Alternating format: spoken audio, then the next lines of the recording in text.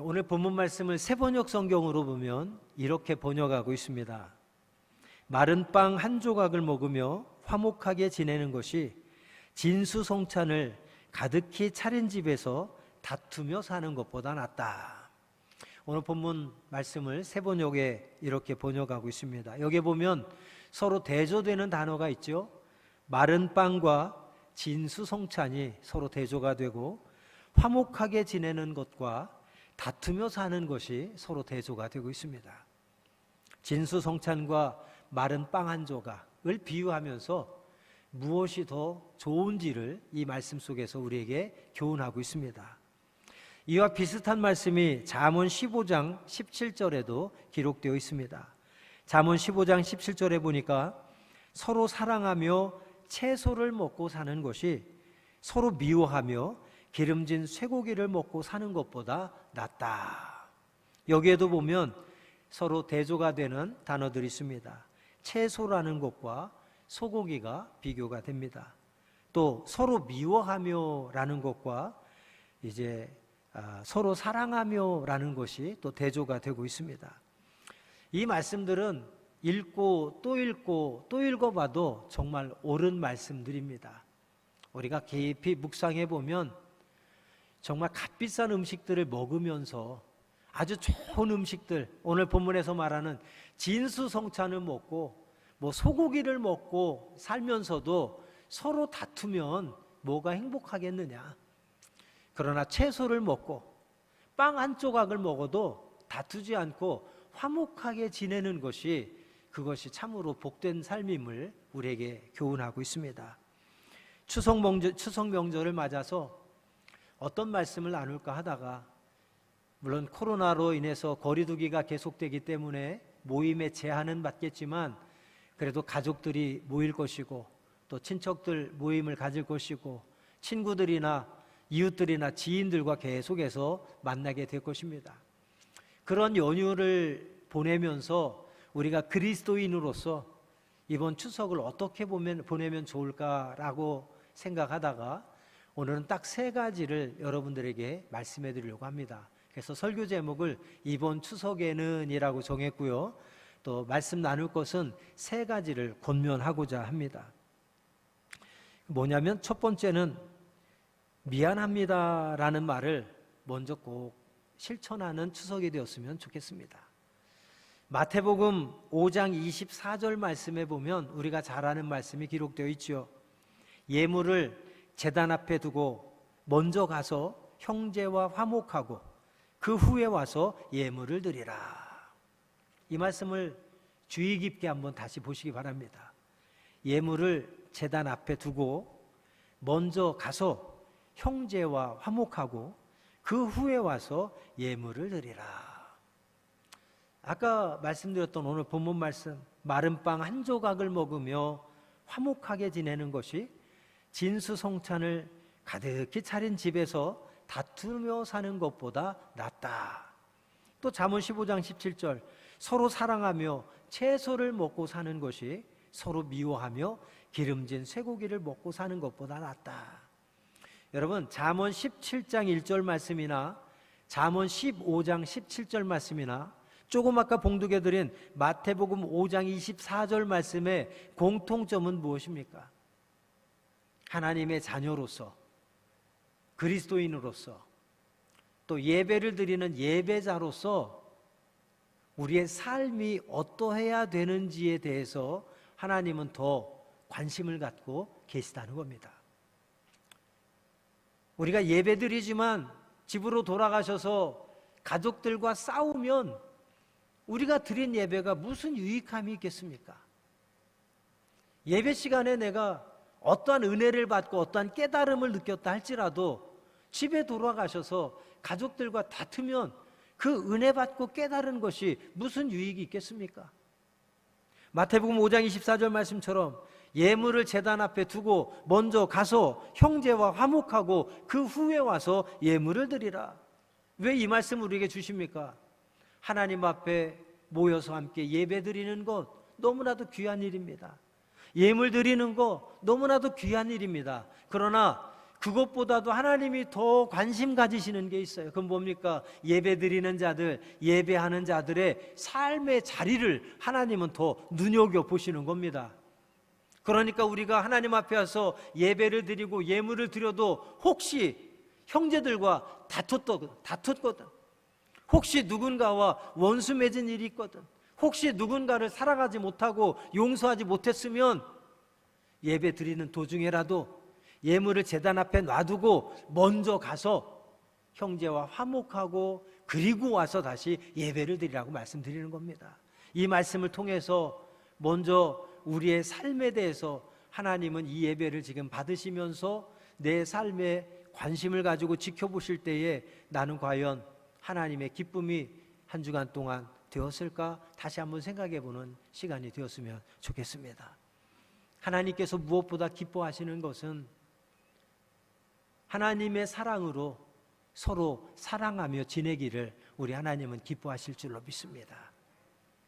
예배를 진정으로 잘 드린 자는 어떤 자입니까? 예배를 통해서 하나님이 기뻐하시는 것이 무엇인지를 깨닫고 하나님이 나에게 원하시는 것이 무엇인지를 깨달았으면 예배 끝나고 내 삶의 자리로 돌아가서 그렇게 실천하며 그렇게 행동하는 것, 이것이 진정한 예배자, 하나님이 기뻐하시는 예배자의 삶인 줄로 믿습니다. 특별히 오늘 본문 말씀과 마태복음 5장 24절 말씀에서 또 잠언 15장 17절 말씀에서 강조하는 것은 서로 사랑하고 서로 화목하게 지내는 것에 대해서 하나님은 우리에게 가르치고 있습니다. 우리가 서로 화목하기 위해서는 어떻게 하면 됩니까? 서로 사랑하기 위해서는 어떻게 하면 됩니까? 바로 무엇보다도 먼저 미안합니다라는 말을 먼저 늘 할 수 있는 그런 믿음의 사람이 될 때에 우리는 화목할 수 있고 사랑할 수 있게 되는 줄로 믿습니다. 추석 연휴에 추석 명절을 맞아서 아무리 좋은 선물을 갖다 주고 아무리 풍성한 용돈을 드린다고 해도 가족들이 모여서 아주 푹 진수성찬을 차려놓고 맛있는 음식을 먹어도 서로 다투면 추석은 행복하지 않을 겁니다. 그러나 정말 차린 것은 많지 않아도 선물과 용돈은 풍성하지 않아도 본문 말씀처럼 빵 한 조각을 먹고 채소를 먹어도 서로 사랑하고 서로 화목하게 지내는 것이 진정한 축복이고 행복한 추석이 될 줄로 믿습니다. 추석을 앞두고 우리 구세군 영등포영문의 모든 군우들께서는 이 마음, 이 사랑으로 내가 먼저 미안합니다 라는 말을 힘써 고백함으로 여러분 때문에 이번 추석이 행복한 추석이 되시기를 주님의 이름으로 축복합니다. 부부 사이가 좋은 분들이 계세요. 그런 분들에게 소원이 무엇입니까? 라고 물어보면 대부분 우리 남편과 또는 우리 아내와 함께 같은 날 같은 시간에 죽는 것이 소원입니다 라고 이야기하는 분들이 계세요. 일부에 이 말씀을 드렸더니 킥킥거리고 웃으시는 분들이 계시더라고요. 아이고, 어떻게 같은 날 같은 시간에 죽어, 그런 의미겠지요. 그런데 정말 부부 애가 좋은 분들은 그런 게 소원인 분들이 실제로 계십니다. 그런데 부부가 같은 날 아무리 부부 애가 좋다고 그래도 같은 날 같은 시간에 죽는다는 것은 거의 불가능합니다. 저는 제 평생에 살면서 딱 한 팀 봤습니다. 정말 불가능한 일이죠. 그런데 공통적인 것은 무엇인지 압니까? 남편이 먼저 세상을 떠나시든 아내가 먼저 세상을 떠나시든 누군가 한 사람이 먼저 떠날 때에 임종을 앞두고 홀로 남는 그 부부에게 꼭 남기는 공통된 말이 있어요. 그게 뭐냐? 여보 미안해. 나 먼저 가서 미안하다는 말씀을 꼭 남기시더라고요. 그 말씀을 들을 때 정말 가슴이 짠하고 참 감동이 되는 것을 많이 느껴봤습니다. 여러분, 우리는 사는데 너무 정신없이 바쁘고 피곤하고 힘들다 보니까 이 부부끼리나 또는 부모와 자녀들 간에 또 형제들끼리 미안합니다라는 말을 참 못하면서 사는 것 같습니다. 또 때로는 뭔가 좀 짠한 일이 있고 뭔가 좀 깨달음이 있어서 내가 이번에는 마음 먹고 미안하다는 말을 먼저 고백해야 되겠다라고 마음 먹었는데 막상 하려고 그러면 낯설고 또 좀 멋쩍고 또 자존심이 허락질 않아서 결국은 못하는 경우들도 많이 있습니다. 그런데 여러분 꼭 기억하시기 바랍니다. 미안합니다라고 고백하는 것도요, 그 기회가 항상 주어지는 것이 아닙니다. 목회를 하면서 그런 일들을 많이 봤습니다. 성도들끼리도 서로 뭔가 상처를 주고받거나 뭔가 좀 서운한 감정들이 있거나 한번 다투고 나서 불편한 감정들이 계속 남아있는데 담임 목회자가 사랑하자, 용서하자, 내가 먼저 손 내밀자 아무리 설교해도 그 마음은 절대 안 열리시더라고요. 쉽지가 않아요. 은혜는 받고 깨닫기는 한데 거기까지예요. 먼저 손 내미는 분들은 정말 극히 드물어요. 먼저 용서하고 먼저 사랑하는 분들은 정말 극히 드뭅니다. 어쩜 그렇게 그 마음에 대해서는 마음이 꽉 닫혀서 안 열리는지 모릅니다. 그런데 그런 분들이 살다가 어느 한 분이 어떤 질병이나 사고로 인해서 갑자기 세상을 떠나시면 장례식장에 와서 막 울면서 또는 제게 그런 고백을 하는 분들이 실제로 많이 있습니다. 아우, 우리 그때 만난 것이 당신과 마지막 만남인 줄 알았더라면 내가 그냥 먼저 미안하다고 고백할 걸 하면서 눈물을 흘리며 후회하는 분들이 실제로 많다라고 하는 겁니다. 여러분, 미안하다는 말도요, 항상 기회가 주어지는 게 아니야. 내가 아무리 하고 싶어도 어느 날 갑자기 미안하다는 말조차 할 수 없는 기회가 주어질 수 있다는 사실입니다. 일부 예배 때 이 얘기를 했더니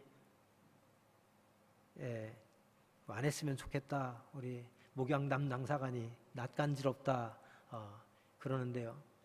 진짜 이렇게 같이 살면서 그런 거를 많이 생각해 봐요. 제가 어디 아프다 그러고 좀 주물러 달라고 그러면 목양 담당사관은 정말 1시간이 되도록 막 주물러 주는 것 같아요. 조금 주물러 줘. 피곤해, 힘들어, 그만할게 아니라 내가 됐어, 미안해가지고 그만하라고 할 때까지 정말 정성껏 주물러줘. 근데 어느 날 저보고 주물르라고 그러면요, 참 부끄러운 얘기지만 한 5분 주무르면 힘들어가지고 꾀부려가지고 그만 주물렀으면 하는 게 제 그런 행동들이에요. 너무나 비교되지 않습니까? 저에 대한 사랑, 저에 대해서 베풀어주고 저에 대해 섬기는 것에 비해서 제가 해주는 거 보면 정말 창피하고 부끄러울 정도입니다. 그런데도 살다 보면 또 뭔가 조금 서로 안 맞을 때 있으면 가만히 깊이 생각해 보면 제가 미안한 일들이 훨씬 많지 목양 담당사관이 저한테 미안한 일은 거의 없는 것 같습니다. 근데도 뭔 그 자존심이 세서 미안하단 말 한마디 하기가 쉽지 않더라고요. 근데 오늘 설교를 준비하다가 이번 추석에는 나부터 미안하다는 고백을 좀 열심히 해야 되겠다라는 결심을 했고, 추석 연휴 기간만이 아니라 앞으로 미안할 일이 있으면 열심히 미안하다는 얘기를 좀 잘해야 되겠다라는 그런 결심을 해보게 됩니다. 여러분, 미안하다는 말 한마디에 서운했던 감정, 정말 분노했던 감정, 상처받았던 감정들이 한순간에 다 눈 녹듯이 사라진다면 미안하다는 말 한마디가 얼마나 강력한 능력이 있는 말입니까? 돈 드는 것도 아니고, 물론 그렇다고 해서 빈 말을 하라는 것은 아니지만 우리가 깨닫고 은혜 받고 믿음의 사람으로 또 하나님의 사랑으로 내가 미안하다는 말을 먼저 해야 되겠다라 결심을 하고 내가 언제라도 마음 먹고 언제라도 하면 돈 안 들이고 할 수 있는 것이 미안합니다라는 말이에요. 나의 그 한마디를 통해서 서로의 관계가 회복되어지고 씻은 듯이 모든 안 좋았던 감정들이 다 사라질 수 있는데도 우리는 미안합니다라는 말 한마디 하기가 쉽지 않다는 겁니다. 분명히 기억하십시오. 미안합니다라는 말은 영원토록 언제나 내가 마음먹으면 할 수 있는 것이 아닙니다. 내가 미안하다고 아무리 고백하고 싶어도 정말 하나님께서 내 영혼 오늘 밤이라도 걷어가시면 더 이상 미안합니다 말할 수 없는 그런 순간이 찾아올 수 있음을 깨닫고, 미안합니다 라고 내가 먼저 말해야 되겠다는 깨달음 주셨을 때, 그러한 결심을 주셨을 때 그 기회를 놓치지 말고 고백할 수 있는 하나님의 백성들이 되시기를 바랍니다. 특별히 추석 연휴를 맞아 가족들이 모일 때, 형제들이 모였을 때 친척들 모였을 때, 지인들 모였을 때 무엇보다도 내가 믿음의 사람으로 그 어떤 것보다도 저는 첫 번째 부탁하는 거, 내가 교인들끼리의 관계서든 가족들끼리의 관계서든 친척이나 형제들끼리의 관계서든 조금이라도 뭔가 미안함이 있었다면 이번 추석에는 내가 먼저 미안하다고 고백할 수 있는, 실천할 수 있는 그런 추석이 되시기를 부탁드립니다. 내가 먼저 미안하다고 고백할 때에 그 고백으로 말미암아 이번 추석이 행복하고 화목하고 서로 사랑하는 추석이 될 줄로 믿습니다. 미안하다는 것은 예수 그리스도의 사랑의 마음이 가득할 때에 우리는 그 미안하다란 말을 내가 먼저 아무 서스럼 없이 고백할 수 있게 되는 줄로 믿습니다. 어떤 풍성한 선물보다도, 어떤 풍성한 용돈보다도 어쩌면 부모님에 대해서 혹시 내가 부모님 마음 헤아리지 못하고 부모님 뜻 헤아리지 못하고 부모님 서운하게 한 일이 있거나 부모님 쪼그라면 상처받은 일이 있거나 뭐라도 좋습니다. 부모님에게 먼저 부모님 죄송합니다 라고 먼저 이야기할 수 있는 추석, 또 부모님은 자녀들에게 혹시 미안한 일이 있으면 부모라고 할지라도 자녀들에게 먼저 미안하다고 이야기해 줄 수 있는 추석, 형제들끼리도 내가 그리스도인으로 하나님의 자녀로서 형제들 간에 조금이라도 내가 잘못한 것이 있다고 생각되어지면 먼저 미안합니다 라고 고백할 수 있는 추석이 되길 바랍니다. 그것이 행복한 추석이 되는 비결이 될 줄로 믿습니다. 두 번째 부탁드릴 것은 고맙습니다, 감사합니다 라는 말을 꼭 실천하는 추석이 되었으면 좋겠습니다. 아주 작은 일이라도 고맙습니다, 감사합니다 라는 말을 좀 잘했으면 좋겠어요. 그것들이 어려운 게 아니지 않습니까? 돈 들어가는 것도 아니고요. 내가 하나님의 사랑으로, 내가 믿음 있는 사람으로 언제든지 마음만 먹으면 언제라도 누구에게라도 할 수 있는 것이 고맙습니다, 감사합니다래요. 사실은 설교 준비하면서 이 타이밍에서 우리 옆에 계신 분, 앞뒤 계신 분 서로 미안합니다, 또 고맙습니다, 감사합니다 고백하세요 하려고 하다가 코로나 때문에 그냥 안 하고 참습니다. 근데 일부 때는 그냥 얘기하고 있는데 바로바로 옆 사람한테 가족끼리 앉으셔서 고맙습니다, 미안합니다, 감사합니다 고백하는 분들이 계시더라고요. 설교하면서도 얼마나 가슴이 짠하고 기쁘고 행복했는지 모릅니다. 아무것도 아닌 거지만 설교하는 중에도 사랑하는 성도들끼리 미안합니다, 감사합니다 서로 소근거리며 이야기하는 모습을 때 제 마음이 너무도 기쁘고 행복한데 우리 하나님께서 얼마나 기쁘고 행복하시겠습니까? 우리가 믿음이 있다고 하면서 힘써 예배드리고 예물 드린다고 하면서 그리스도인으로서 가장 기본적인 사랑을 실천하지 못하는 것, 그 사랑의 마음으로 할 수 있는 미안합니다라는 말 한마디, 고맙습니다라는 말 한마디 하는 것도 너무너무 인색하고 힘들어하는 우리의 모습이라면 참된 예배자의 모습은 절대 될 수 없을 것이라고 생각합니다. 조금 전에도 목양 담당자가 예화를 들었습니다만 저희도 결혼 생활이 25년 차가 되었습니다. 목회는 어느덧 23년 차 지났습니다. 명절이 되면 지금이야 이제 아버님께서 돌아가시고 또 코로나 때문에 저희 가족들이 다 모이지 못합니다만 저희들도 대가족이어서 명절이 되면 막 25명, 30명까지 모여서 막 음식을 나눠 먹고 이렇게 교제를 하고 그럽니다. 근데 제가 외아들이에요. 남자가 저 혼자예요. 목양 담당사가 아닌 며느리 혼자입니다.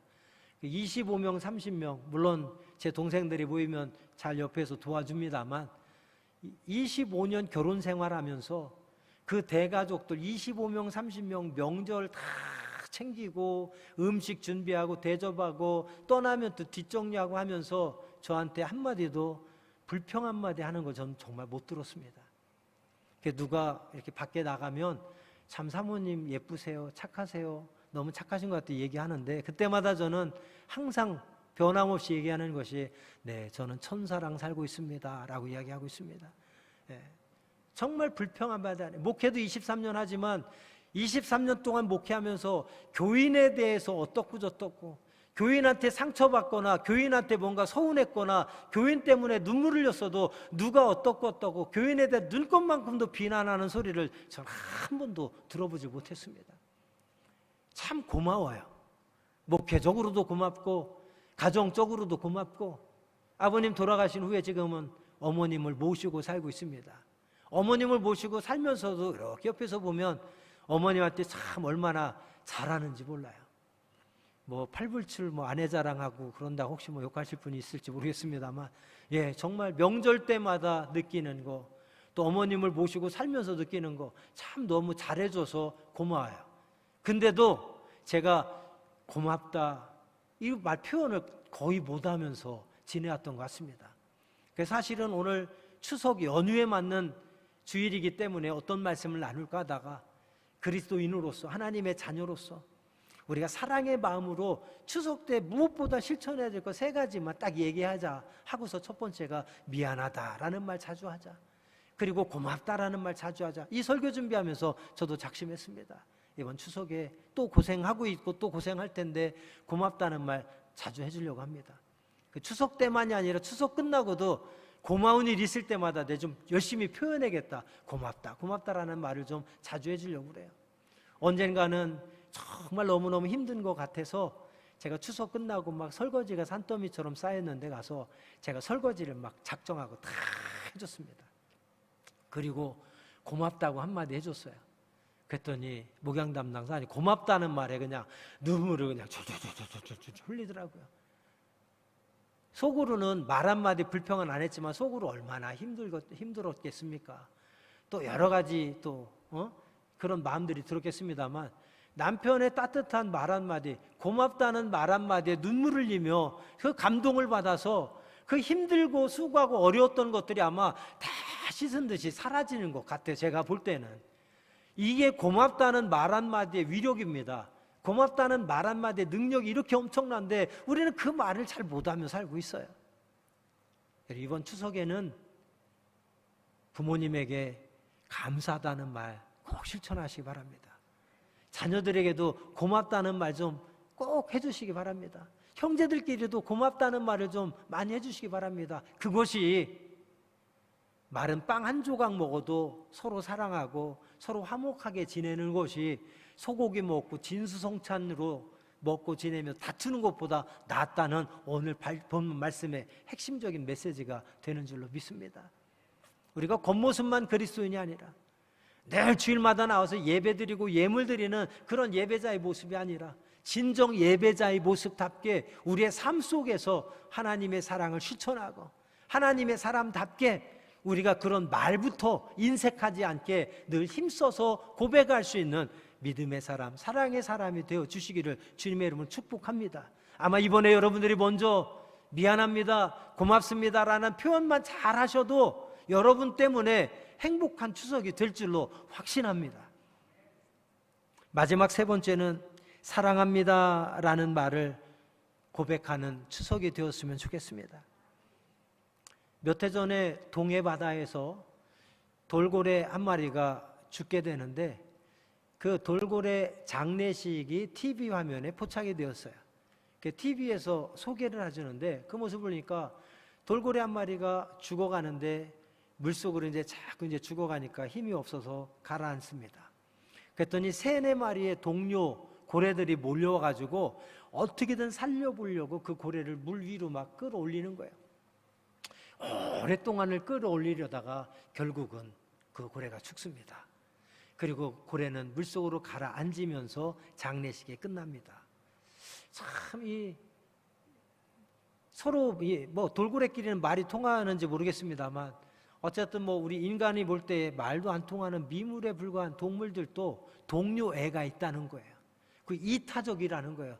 다른 사람, 죽어가는 동료를 어떻게든 살려보려고 우리가 힘쓰고 애쓰는 그러한 모습들이 동물 가운데 나타나는데 우리 사람으로서, 만물의 영장이라고 하는 사람으로서 특별히 죽기까지 우리에 대한 사랑을 증명해 주신 그 하나님의 사랑을 입은 자들로서 우리는 다른 사람을 위해서 얼마만큼 그 사람을 살리려고 힘쓰고 애쓰고 노력하고 있는가, 그 사람에 대한 사랑하는 마음을 얼마만큼 내가 표시하고 있는가, 표현하고 있는가, 그런 생각을 해봤습니다.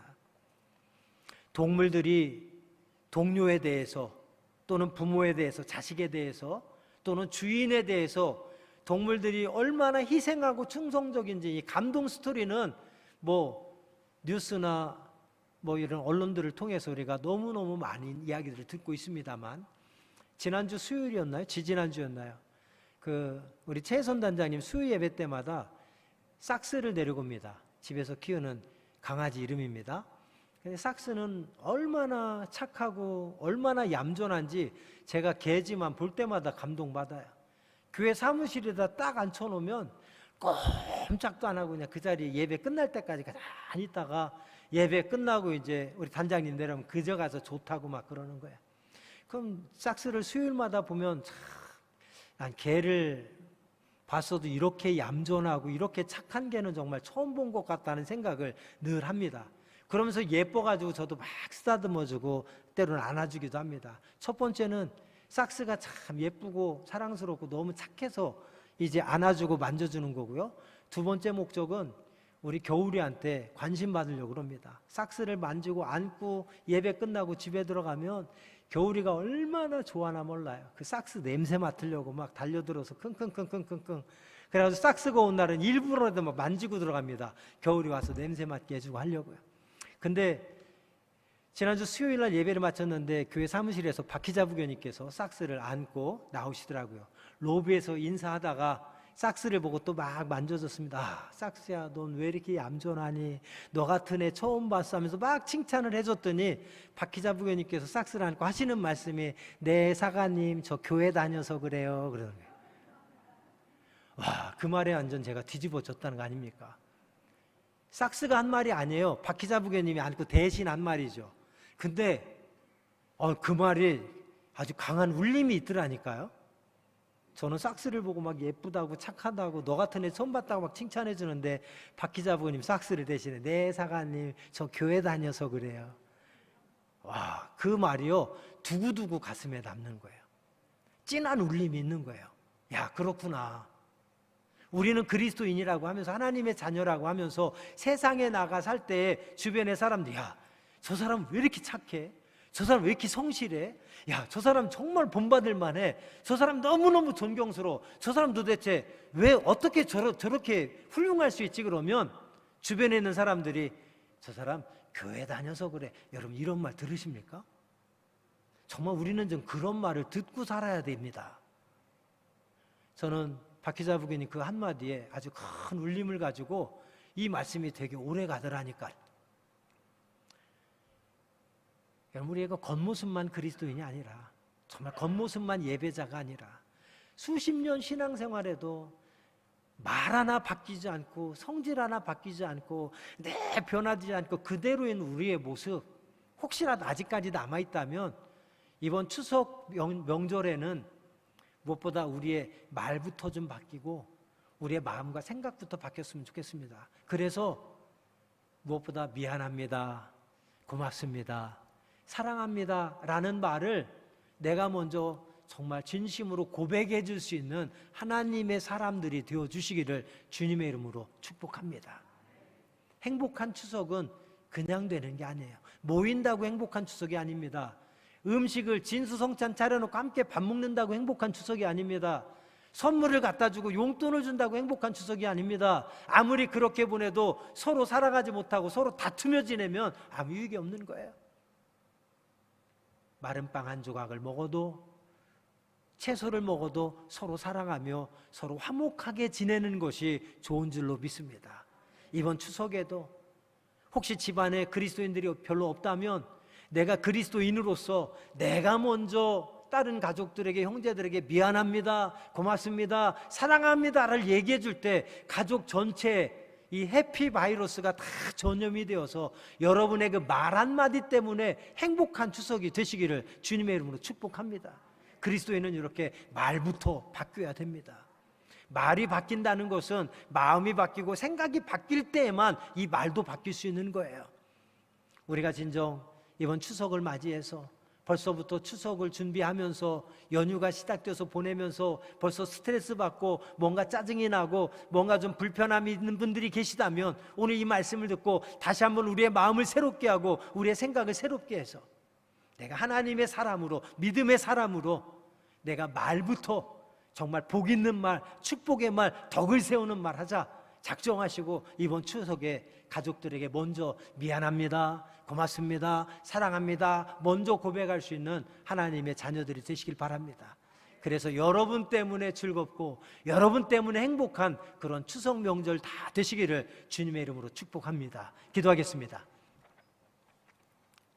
고맙고 감사하신 하나님 아버지, 우리 민족 최대 명절 가운데 하나인 추석 명절을 저희들 앞두고 있습니다. 추석 연휴에도 하나님 앞에 나와 예배할 수 있는 믿음 주시고 또한 마음 주심을 감사드립니다. 오늘 주신 말씀 우리의 가슴에 새기게 하여 주옵소서. 단순한 말이지만 이 말씀 속에 하나님의 자녀로서 마땅히 살아가야 될 삶에 대한 교훈이 담겨 있는 줄 믿습니다. 우리가 입술로만 사랑을 외치는 자 되지 않게 하시고, 우리의 겉모습만 믿음 있고 예배드리는 자가 되지 않게 하시고, 정말 말부터 바뀌며 나의 말부터 가족들을 즐겁게 하고 행복하게 할 수 있는 해피 바이러스가 되게 하여 주시옵소서. 우리를 사랑하시되 죽기까지 사랑하신 그 예수 그리스도의 십자가의 사랑을 본받게 하시고, 또 하나님의 사랑, 예수님의 사랑 본받아서 우리가 우리의 모든 가족들을, 형제들을, 이웃들을 전심으로 사랑하며 축복해 줄 수 있는 그런 추석 명절 되게 하여 주옵소서. 하나님은 사랑이시다 그랬습니다. 우리가 서로 사랑하는 것이 마땅합니다. 예수님께서도 내가 너희를 사랑한 것 같이 너희도 서로 사랑하라고 말씀하셨습니다.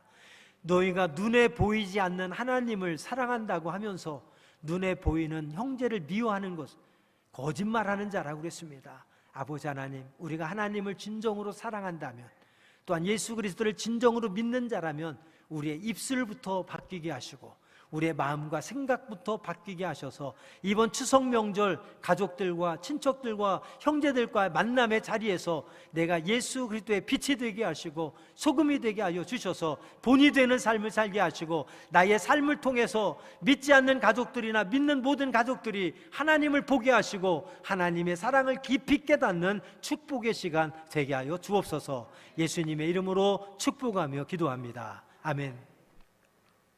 지금은 우리의 구세주가 되시는 주 예수 그리스도의 은혜와 말할 수 없는 사랑으로 우리를 이 자리까지 인도하여 주시는 하나님의 극진하신 사랑하심과 성령님의 감화, 감동, 역사하시는 은혜가 우리를 이렇게 힘들게 어렵게 살게 하는 코로나 시대가 하루속히 종식이 되고 예배가 회복되어서 기쁜 마음으로, 감사한 마음으로 예배를 드리고 이날 아침에 선포하는 말씀을 깊이 되새기며 그 말씀을 실천할 수 있는 성령의 도우시는 은혜로 우리가 변하고 새 사람이 되어서 성령의 사랑의 열매를 맺어 하나님을 기쁘시게 함으로 그 하나님의 사랑과 축복으로 행복한 명절을 지킬 수 있도록 축복해 주시옵기를 간절히 기원하는 모든 성도들 위해 지금으로부터 영원히 함께 하시기를 간절히 축원하옵나이다. 아멘.